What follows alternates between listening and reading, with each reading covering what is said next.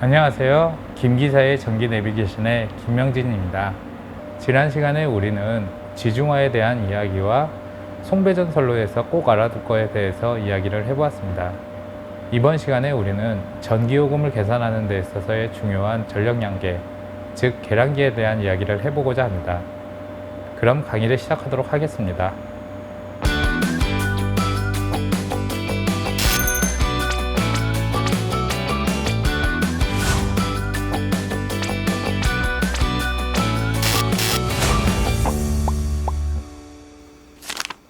제16강 계량기를 보는 방법과 주택용 전기요금 어떻게 되나요에 대해서 강의를 시작해 보도록 하겠습니다.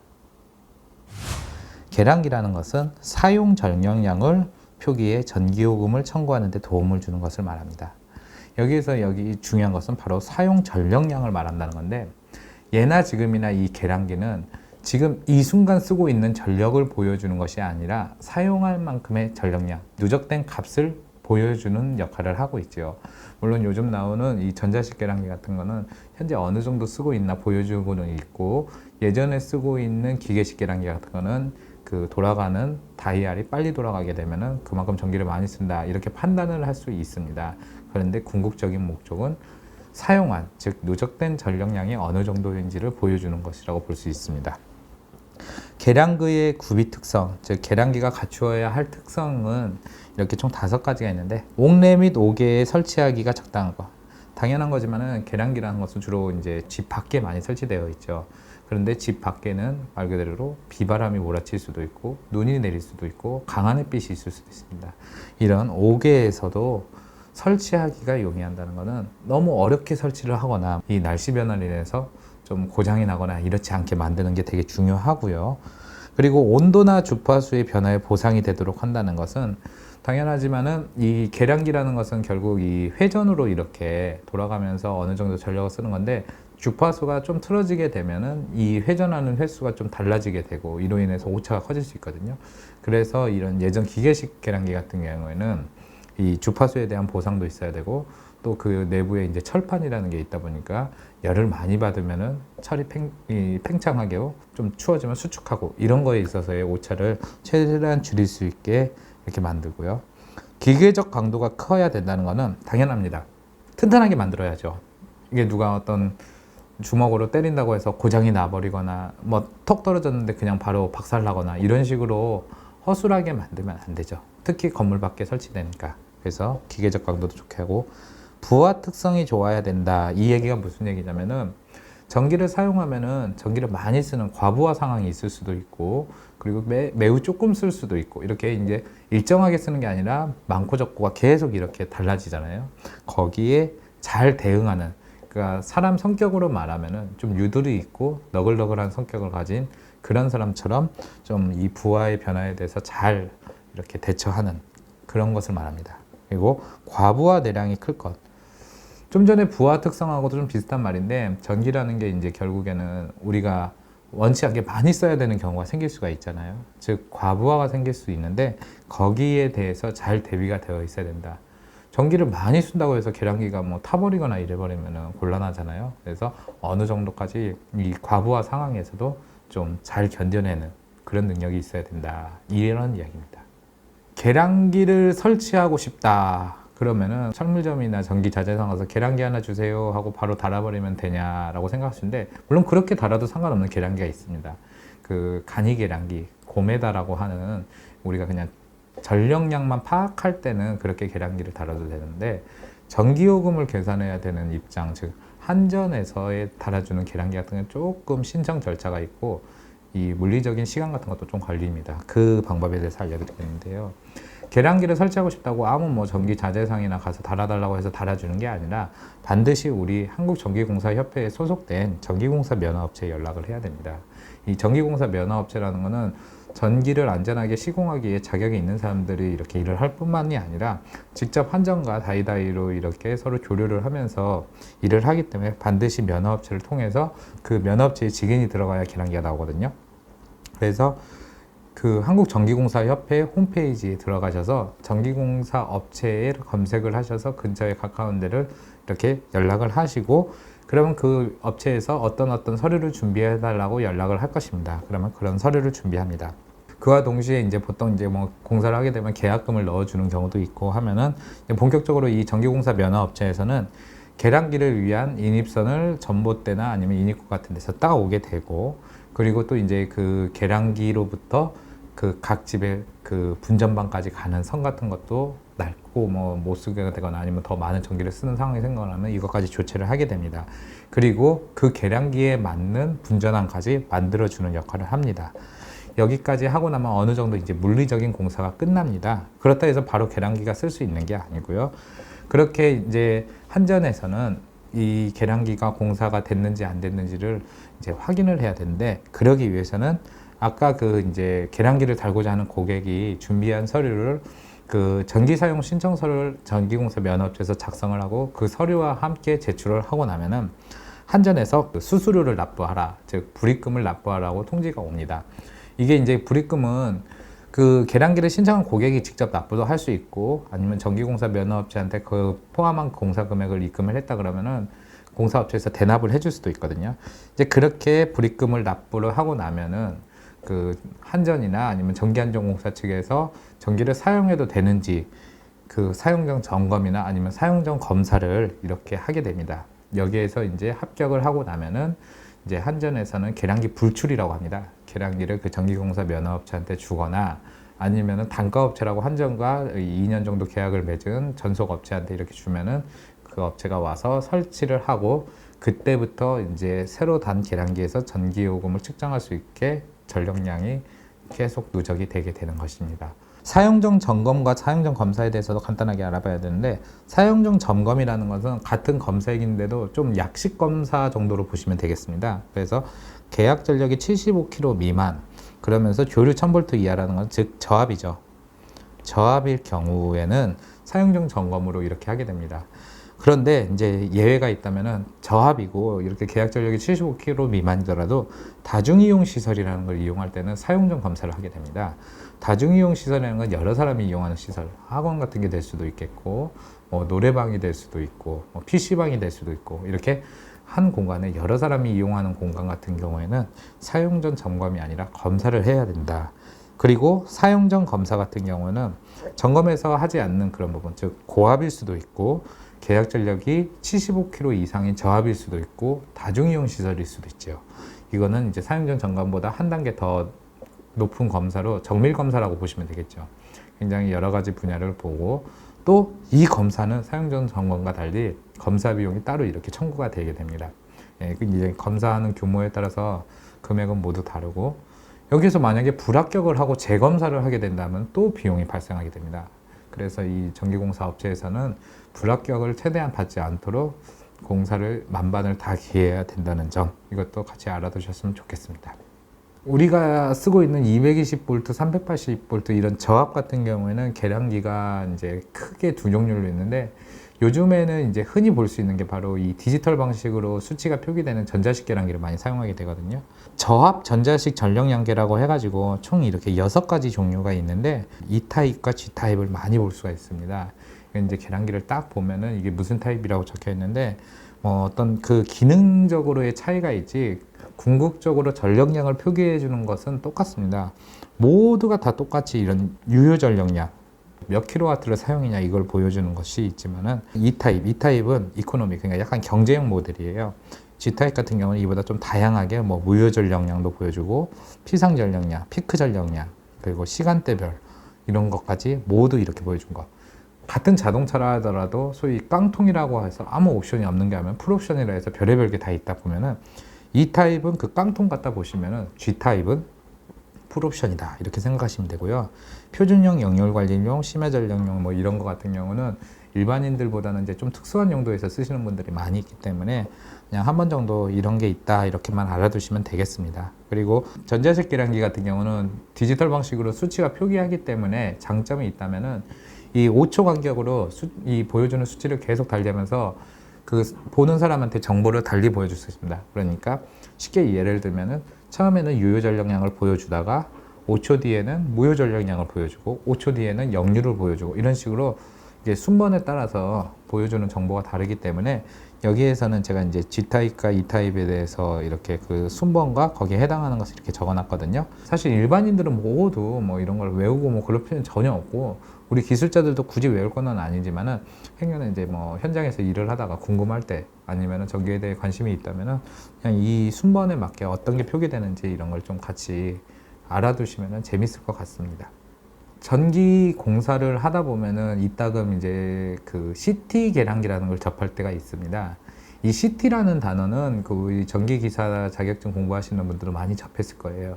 근데 저도 그 자격증 공부할 때는 CT가 뭔지 정확하게를 알지를 못하다가 이제 현장 일을 다니면서 많이 알게 됐는데 CT라는 거는 말 그대로 계기용 변류기라고 합니다.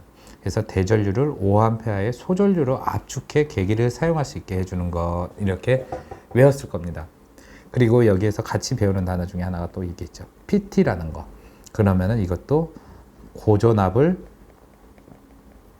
110V로 바꿔준다. 그래서 보통 또 110V 5A 해서 이걸 갖고 계기용 변성기다. 뭐 이런 얘기 같은 거를 아마 기계적으로 암기를 많이 하셨을 겁니다. 저도 그렇게 공부를 했고요.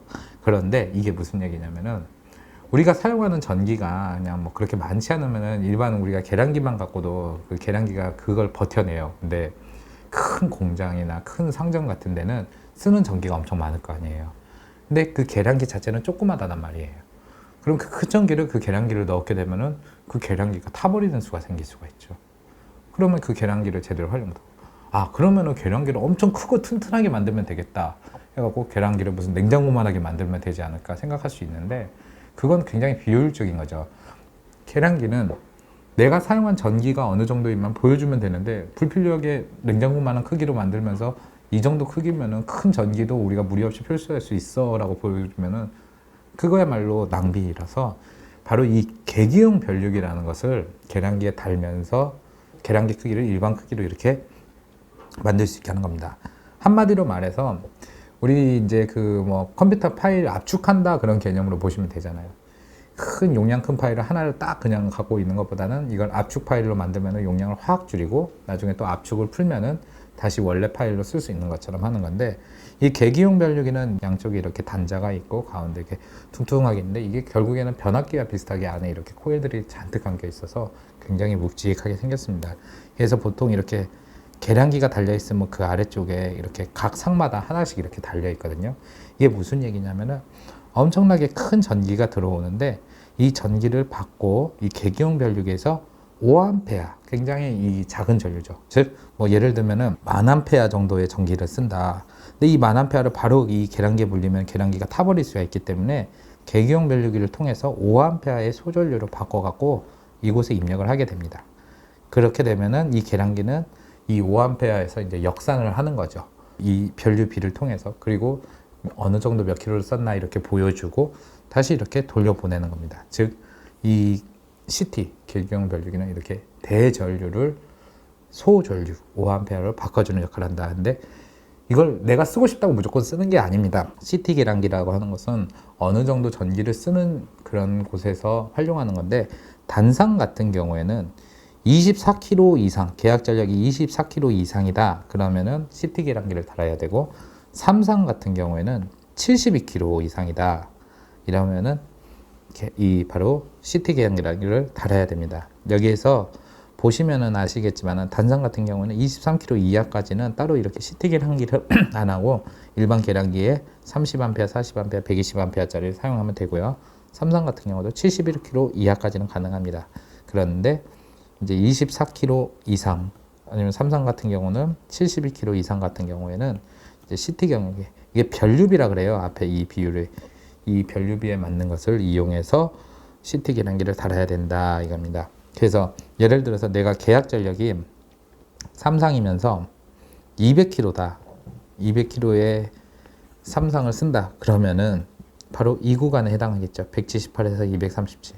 이 구간에 해당하는 400의 5A의 변류비를 가진 CT를 달아서 계량기에 물려야 된다. 이렇게 이해하시면 되겠습니다.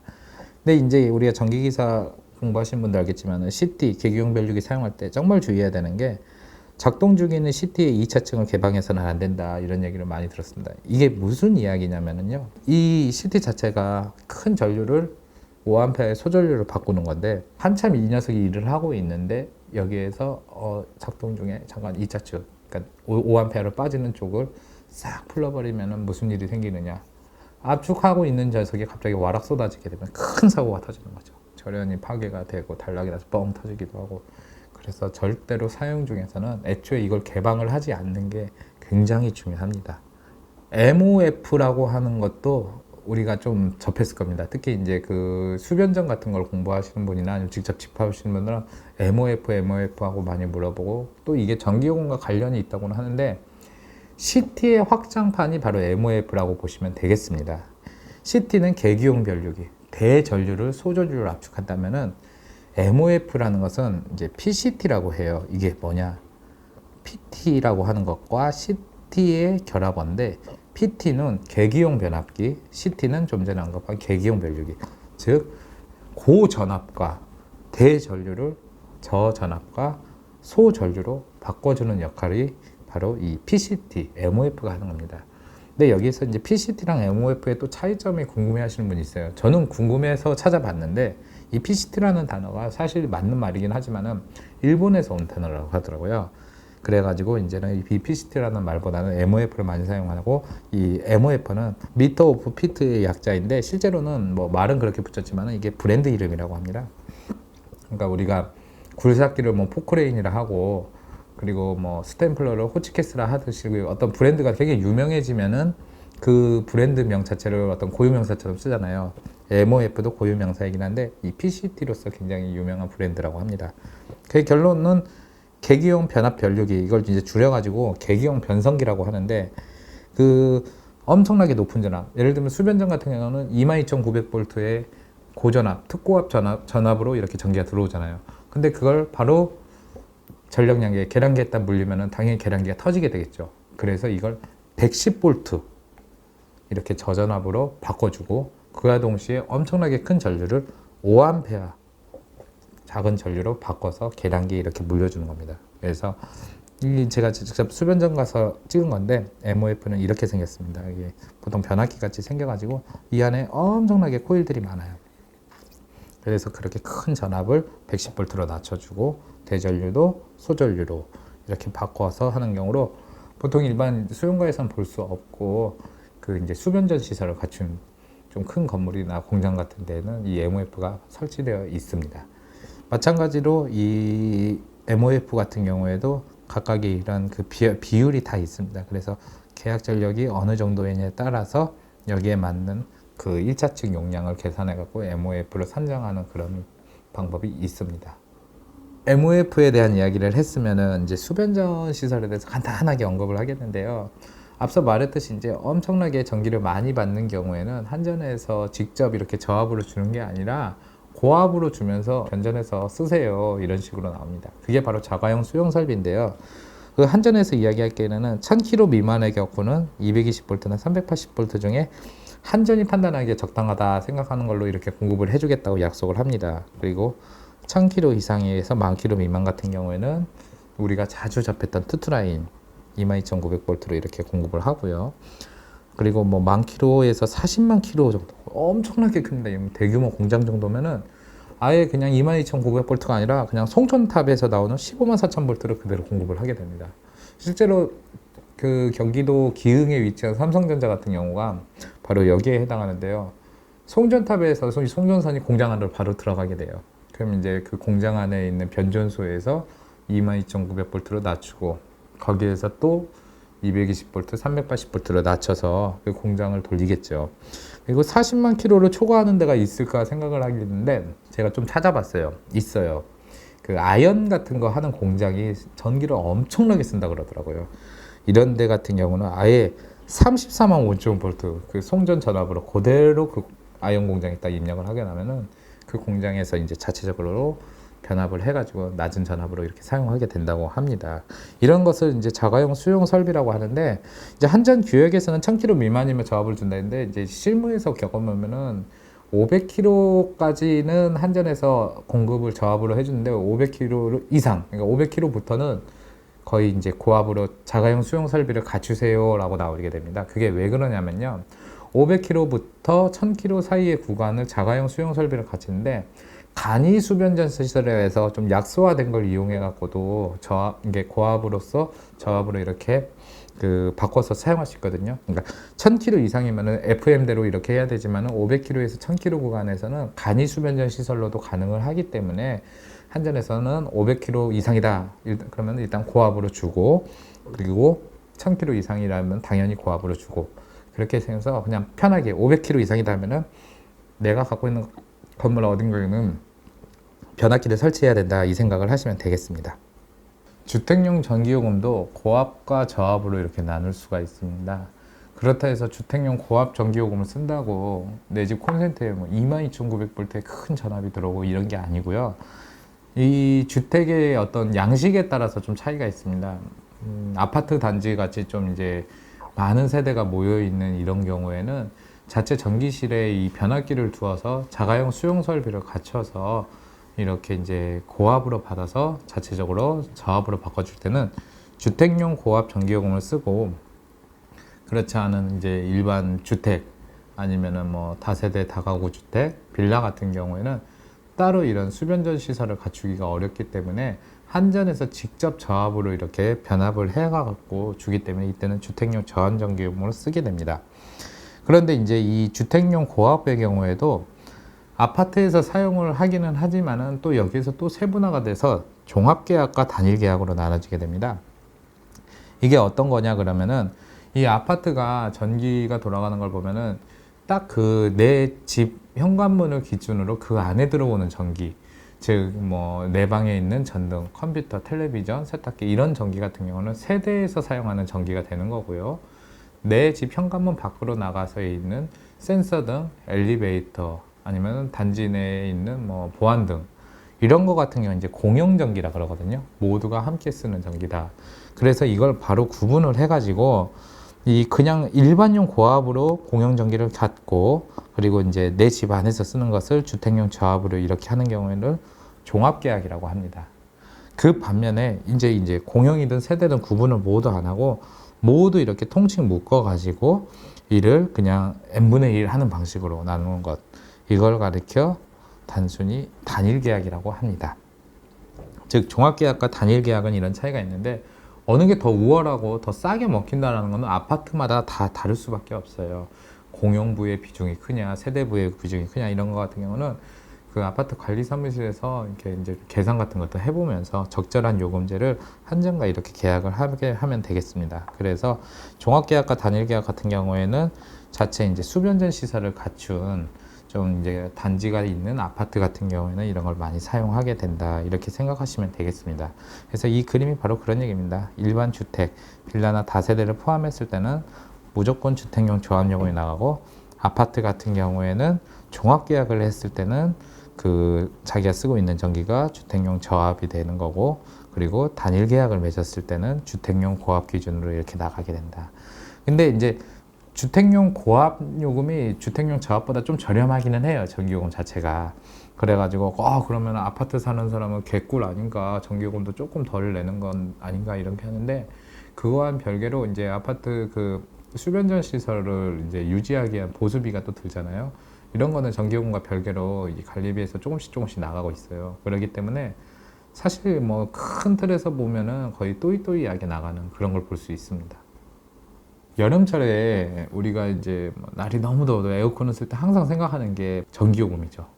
이 전기요금은 더군다나 뭐 누진세가 많이 나와서 뭐 에어컨 계속 틀면 전기요금 폭탄을 맞는다, 뭐 그런 얘기가 항상 언론에도 나오고 우리가 느끼기에도 그런 것 같고 하는데, 정확하게 말씀드리면 이제 누진세라는 개념이 아니라 누진제 요금입니다. 이 누진세라는 거는 이제 세금의 개념이기 때문에 조금 이 요금의 개념과는 다르거든요. 근데 이 누진제라는 것은 달리 말하면은 그 3단계로 이렇게 나눠서 그 구간에 얼마나 쓰냐에 따라서 전기요금에 차등을 주는 건데, 먼저 200kWh 이하, 그리고 200kWh를 초과를 해서 400kWh 이하, 그리고 400kWh를 초과한, 이렇게 세 가지 단계에 따라서 전기요금이 조금씩 차이가 있습니다. 그 주택용 저압을 기준으로 보면은 200kW 이하일 때는 910원의 기본 요금이 나간다. 근데 이제 좀 전기를 많이 썼다. 뭐 에어컨 좀 빵빵하게 돌리고 했다 보니까 400kW를 초과했다면 기본 요금이 7,300원이 나와요. 엄청 많이 나오죠. 거기에다가 전력량 요금, 이건 이제 사용한 만큼 전기를 내는 거거든요. 그러니까 킬로와트 아워당 얼마씩의 요금인데 처음 200kW까지는 그냥 킬로와트당 뭐 93.3원 정도가 부과가 되는데 400kW를 초과하게 또 많이 쓴 상황이면은 전력량 요금도 280.6원씩으로 이렇게 올라가게 됩니다. 그러니까 전기를 이 구간 안에서 쓰면은 큰 변동이 없다가 구간을 하나 넘어서게 되면은 빵 올라가게 되는 구조죠.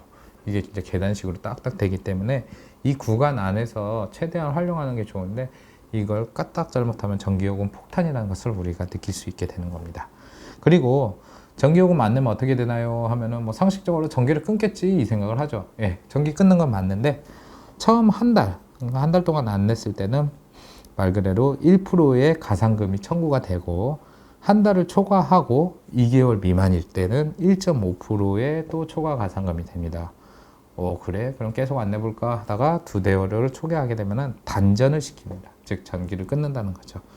그런데 다시 전기를 사용하셨다면 그동안 안 낸 전기요금에다가 다시 공급한다는 수수료를 한전에 납부하면 한전에서 이제 전기요금을 다 납부를 완납하셨으니 공급해 드릴게요 하면은 한전 직원이 가서 전기를 다시 사용하게 해줍니다. 예전에 이렇게 전기요금을 못 낸 사람이 전기를 막 끊다 보니까 겨울철 같은 때 이제 좀 힘들게 사시는 노인분들이 전기요금도 못 내고 이래갖고 뭐 집에 뭐 가스보일러도 없고 하니까 전기장판 갖고 이렇게 밤에 주무시고 막 그런 일이 있었나 봐요. 그랬는데 이제 예전 얘기인데 이게 전기요금 안 냈다고 매섭게 이렇게 전기를 끊어버리니까 결국에는 집에 이렇게 난방할 수 있는 게 없고 그러다 보니 이런 분들 독거노인분들이 고독사를 하거나 뭐 이렇게 좀 이런 안 좋은 그런 사례가 있다 보니까 지금은 이렇게 단전을 한다 하더라도 그냥 전기를 완전히 딱 끊는 게 아니라 그 일정 시간 동안은 전기를 들어가게 해주고 또 일정 시간은 끊게 해주고 그러니까 전기를 사용하는데 굉장히 불편함을 주지 100% 완전히 딱 끊지는 않는다. 약간 좀 일륜적인 그런 것을 발휘한 거죠. 그렇게 하는 식으로 이렇게 하고 있다고 제가 들었습니다. 마지막으로 이제 주택용 전기요금에 대한 정보를 간단하게 알려드리겠는데요. 여름철은 뭐 집이든 어디든 전기를 사용하는 수가 많을 수밖에 없는 게 에어컨이라고 하는 것 때문에 많이 사용하게 되는데 이로 인해서 이 정치권도 굉장히 민감한 게 날이 더운 건 내 맘대로가 안 되는데 에어컨 키는 것을 맘대로 키다가 전기요금 폭탄 맞으면은 그건 좀 너무하지 않냐 해갖고 그 하계 특별 누진제 기간이라 해가지고 7월에서 8월 그리고 이제 겨울철 같은 경우에도 이제 적용을 할까 말까 지금 고민 중인데 아직은 적용이 안 되고 있어요. 근데 이 여름철 7, 8월의 한해기간에서는 이 누진제 구간을 약간 완화를 시켜줍니다. 처음 300km 구간, 그리고 450km까지 구간, 아워까지 구간, 그리고 420kW 아워를 초과한 구간 이렇게 해서 좀 완만하게 해서 앞서 언급한 그 기본 요금과 전력량 요금의 그 구간 같은 걸 좀 너프하게 해주는 그런 걸 볼 수 있고요. 그 반면에 또 이제 새로운 요금이 하나 생깁니다. 슈퍼 유조 요금. 이게 헤비급이라고 할 수 있죠. 굉장히 전기를 많이 쓰는 사람에 한해서는 7월과 8월 그리고 12월과 2월 사이에 1000kWh를 초과할 정도의 전력, 이거 쉽지 않습니다. 정말 에어컨은 빵빵하게 틀어도 웬만한 가정집에서 1000kWh를 넘게 쓰는 사람이 나오기가 거의 힘듭니다. 거의 뭐 이 요금 맞는 사람은 이제 전 세대 중에 0.6%밖에 안 된다 그래요. 이런 사람한테 주택용 저압용 기준으로 전력량 요금이 킬로와트당 709원을 때려버리고 고압 같은 경우에도 574원.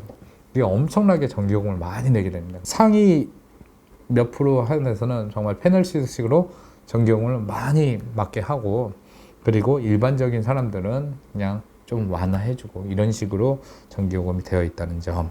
또 하나 우리가 알아둘 점 중에 하나가 길거리 상점 같은 데 앞에 지나가면 이렇게 이제 손님 맞이한다고 문을 열어놓고 에어컨 시원하게 틀어놓고 막 지나가는 사람들 보면 그런 생각이 들 수 있어요. 아니, 돈이 썩어나 나나 저기 에어컨 틀어놓고 문 열어놓으면은 괜찮겠나. 전기요금이 싸서 그런 거 아니야 하는데 절대로 그렇지 않습니다. 이 주택용 전기요금이 비싼 게 아니고 일반용 산업용 전기 자체가 싼 것도 아닙니다. 이게 이제 약간 사용량에 따라서 좀 다르기는 하는데 한 달 동안 똑같이 500kW를 사용한다 했을 때 주택용 저압 같은 경우는 약 88,000원 돈이 나오고 고압은 7만원 정도가 나오는데 여기에서 문제 그 일반용 전기요금을 보면 전력량 요금만 보면 싸죠. 근데 이 일반용 전기 같은 경우에는 계약 전력에 따라서 기본 요금이 또 커요. 5kg 같은 경우에는 키로당 보통 한 6,000원대 초반이니까 3만 원 정도가 기본적으로 나가게 돼요. 10kg 같은 경우는 6만 원이 좀 넘게. 거기에다 이제 전력량 요금, 자기가 사용한 만큼 또 내야 되는 게 있기 때문에 비교를 해보면은 결코 싼 게 아닙니다. 산업용도 마찬가지죠. 근데 이제 일반용과 산업용의 장점은 바로 이제 누진제가 적용이 되지 않는다는 점이 장점이죠. 대신 뭐 싸니까 그렇게 뭐 에어컨 빵빵하게 틀어놓고 뭐 이렇게 문 열어놓냐 이렇게 오해할 수 있는데 그건 아니라는 점, 이건 알아주시면 좋겠습니다. 그러면 이제 저랑 함께 그 기계식 계량기를 한번 봄으로 통해서 간단하게 계량기의 어떤 특성 그리고 거기에서 설명하는 게 뭔지 좀 공부하는 시간을 가져보도록 하겠습니다. 계량기에 대해서 좀 세부적으로 설명하고자 이렇게 어렵게 기계식 계량기를 제가 어디서 구해왔습니다. 요즘 이런 기계식 계량기 많이 안 쓰고 전자식 계량기를 많이 사용하는데, 그래도 이 아파트 같은 경우, 좀 오래된 아파트 같은 경우는 그 간이 계량기, 일본식 표현으로 고메다라고 하거든요. 이 고메다를 이런 기계식 계량기로 활용하는 데가 굉장히 많기 때문에 그래도 최소한 이게 무엇을 말하는지를 같이 알아보면 좋을 것 같아서 준비를 했습니다. 기계식 계량기는 크게 두 가지로 구성이 되어 있어요. 이곳 이렇게 다이얼로 그 전기가 사용한 게 얼마나 되는지 표기하는 부분과, 그리고 이 원판, 전기를 사용하면 이 원판이 회전하게 되죠. 이렇게 구성되어 있고, 또 아래쪽에는 이제 1차 측, 전원 측과 2차 측, 부하 측 이렇게 되어 있습니다. 다이얼은 그 이제 킬로와트 아워라 해서 얼마나 전력을 썼나 이런 것을 보여주고요. 그리고 단독계기 유도용 전력량계라고 써 있습니다. 이게 이제 유도용 전력량이라는 것은 전기를 사용하면은 이게 이제 유도 전동기와 마찬가지로 쓰는 만큼 이게 더 회전하는 구조. 이 유도 전동기도 더 많은 전류를 흘려버리면 더 빨리 회전하거든요. 그와 마찬가지로 이것도 더 전류가 많이 흐르면, 즉 전력을 많이 사용하면 이 아래 원판이 더 빠르게 회전하는 그런 구조로 되어 있습니다. 그리고 사용할 수 있는 전기에 대해서 말씀드렸는데, 교류 단상 이선식 220V. 앞서 우리가 계속 제가 전기 이론에서도 말씀드렸다시피 단상 이선식 같은 경우는 220V를 쓴다. 이걸 생각하시면 되고요. 그리고 여기 보면은 이제 40A 그리고 가로 열고 닫고 10A 이렇게 써 있습니다. 여기서 중요한 건 이 40A라고 하는 수치입니다. 이게 이제 전격 전류량을 말하는 건데, 이 계량기가 버틸 수 있는 전류량을 말합니다. 즉 이 계량기한테 50A의 전류를 흘리게 되면은 이 계량기는 타버릴 수가 있는 거죠.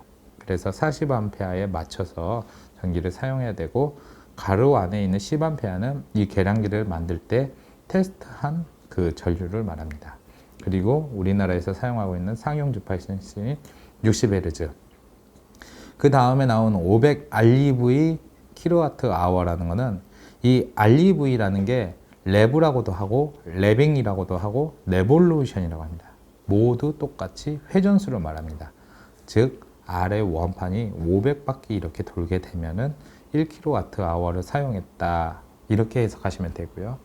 아래에 있는 이 숫자와 이 코드는 제조사의 코드와 계량기 번호를 말합니다. 전기공사 업체가 한전과 이렇게 계량기 번호 같은 걸 주고받을 때 이 수치를 불러주면 되고요. 그리고 이 정밀도라는 거는 간단하게 말씀드려서 오차 범위와 같습니다. 크게 세 가지로 나눌 수 있는데 0.5급, 1.0급, 2.0급으로 있는데, 이게 그 퍼센테이지라 보시면 돼요. 퍼센트. 0.5급은 0.5%의 오차 범위, 2.0급은 2%의 오차 범위를 갖고 있다, 이렇게 보시면 되는데, 보통 이런 저압, 우리 같은 이런 집에서 사용하는 거는 2.0급이 많고, 고압이나 아니면 굉장히 전기를 많이 쓰는 경우에는 0.5급이 있습니다.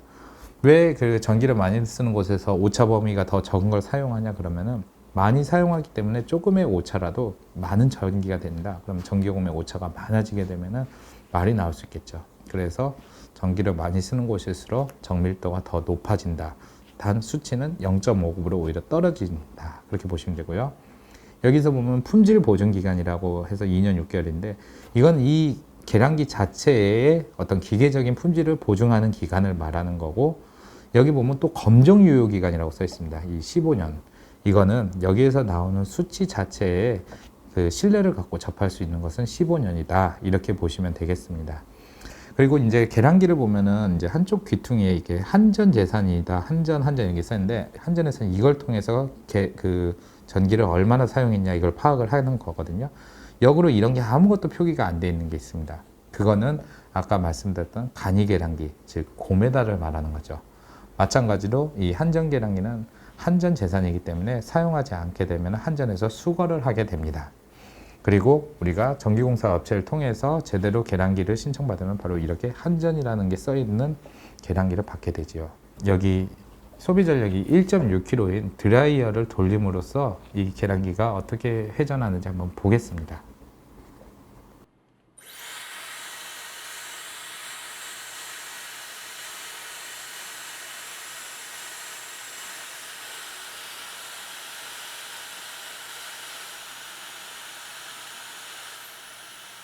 여기서 이제 계량기 원판이 회전하는데 제가 이제 중간에 열풍 기능을 끄고 이 바람 세기를 점점 약하게 하니까 계량기가 처음에는 좀 빨리 돌다가 점차 천천히 이렇게 돌아가는 모습을 볼 수 있습니다. 즉 사용하는 전기의 크기에 따라서 이 계량기의 회전 속도가 다르다는 걸 볼 수 있고요. 그리고 이 원판의 중요한 특징 중에 하나가 바로 이 아래를 보면 알 수 있는 게 있습니다. 이 계량기 원판을 보면은 그냥 맨들맨들한 원판이 아니라 이렇게 구멍이 총총총총총총 뚫려 있습니다. 이 기계식 계량기의 단점 중에 하나로 잠동 현상, 크리핑이라는 것이 있는데 이게 뭐냐면은 전기를 이렇게 사용하지 않은 상태에서 전격 전압과 전격 주파수의 110%, 즉 220V와 60Hz의 110%에 해당하는 전기를 인가를 하게 되면은 그냥 이렇게 한 바퀴가 획 회전하는 현상이 생깁니다. 이게 바로 잠동 현상인데 이걸 방지하고자 이렇게 그 계량기 원판에 구멍이 송송송송 뚫리고 또 지금 여기 화면에서는 보기 어렵지만 속에 작은 철판 같은 게 이렇게 있습니다. 이것이 바로 잠동 현상을 예방하기 위해 이렇게 만들었습니다. 이곳은 한국전기공사협회의 수변전실입니다. 이곳 수변전실로 22,900V의 큰 전기가 바로 220, 380V 우리가 사용할 수 있는 전기로 낮춰지는 거죠. 그래서 이곳에는 고압 계량기가 설치되어 있습니다. 지금 이곳에서는 낮게 깔린 우웅 하는 소리를 들을 수 있는데 이게 바로 변압기에서 나는 철심 따는 소리입니다. 우리 같은 전기 기술자들은 이 소리에 많이 익숙해져야 됩니다. 그리고 이곳은 특고압이 지나기 때문에 저와 같이 이렇게 안전모와 절연장갑은 반드시 착용하셔야 됩니다. 자, 그러면 계량기를 살펴보도록 하겠습니다. 계량기의 창, 이곳은 5초에 한 번씩 수치 같은 게 계속 변하는데 이 수치에 맞는 값은 바로 이곳 계량기 표시와 항목 조건부를 통해서 알 수 있습니다. 그리고 아래 명판 보면은 교류 3상 4선식 110, 190V라고 써 있습니다. 110V가 바로 상전압, 그리고 190V가 상전압의 루트 3배인 선간전압이 된다는 것을 알 수 있습니다. 그리고 5A, 가로 열고 닫고 2.5A 있는데 5A라는 것이 바로 MOF를 통해 소전류로 이렇게 변성된 값을 말합니다. 2.5A는 시험할 때 사용하던 전류가 되는 거고요. 60Hz 0.5급이라는 것은 정밀도가 높다는 것을 보여줍니다. 그리고 그 아래로 계기 정수하면서 2만 펄스 킬로와트 아워라고 써 있는데 이게 2만 번 이렇게 측정이 됐으면 그게 1kW다 이런 거라서 기계식 계량기의 그 레빙 값과는 좀 다른 펄스 값으로 이렇게 판단한다는 것을 볼 수 있습니다. 그리고 이 계량기 옆으로 보면 여기 뭔가 깜박깜박거리는 게 있는데 이게 바로 PLC 모뎀이라고 합니다. 예전에는 우리 이 전기요금을 계산할 때 검침원이 와서 직접 이 수치를 입력했는데 요즘에는 통신의 발달으로 PLC 모뎀만 있으면은 직접 검침원이 가지 않아도 모뎀을 통해서 이 계량기에 대한 정보를 수집할 수 있게 됩니다. 그래서 PLC라는 것은 파워라인 커뮤니케이션, 즉 전력선 모뎀을 말하게 됩니다. 비단 이런 수변전신뿐만이 아니라 요즘 가정에서도 많이 보급이 되고 있어서 전력 검침원들의 일들이 점차 줄어들고 있고 일자리도 사라지고 있습니다.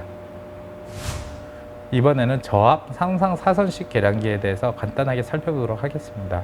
앞서 제가 설명한 단상 2선식 기계식 계량기와 비슷하게 생겼는데 다른 점이 있다면 부피가 좀 더 크고 아래에 단자가 8개가 있다는 점입니다. 단자에 연결할 때 선입푸절이라는 것이 있습니다.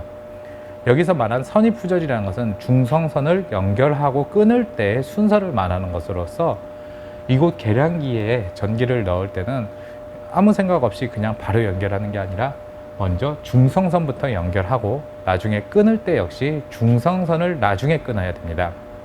여기에서 중성선은 바로 이곳 가운데에 해당하고 있다. 그리고 이쪽 왼쪽에 있는 세 개가 바로 상전합선, 상선이 되는 거고, 마찬가지로 2차 측의 오른쪽 세 개가 상전합선, 상선이 됩니다. 이때 연결할 때 중요한 것은 반드시 중성선부터 먼저 연결하고, 그리고 상의 순서에 따라서 연결을 하게 됩니다. 이는 1차 측과 2차 측 모두 동일합니다. 그리고 나중에 계량기에서 선을 제거할 때는 먼저 상전합선부터 제거를 하고 맨 마지막으로 중성선을 제거를 해야 됩니다.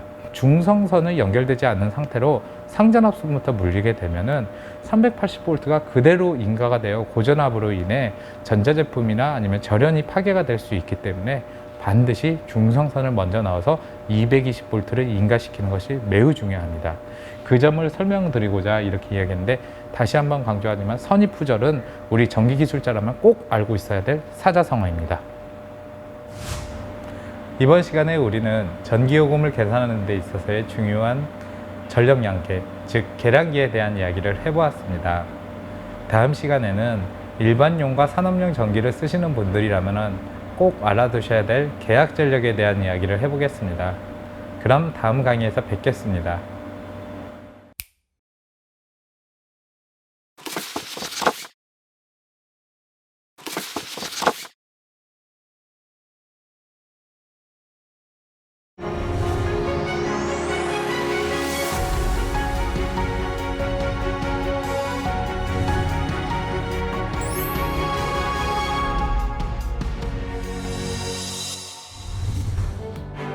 오송사옥의 운영개발은 크게 교육 분야와 연구 분야로 나눠지는데요.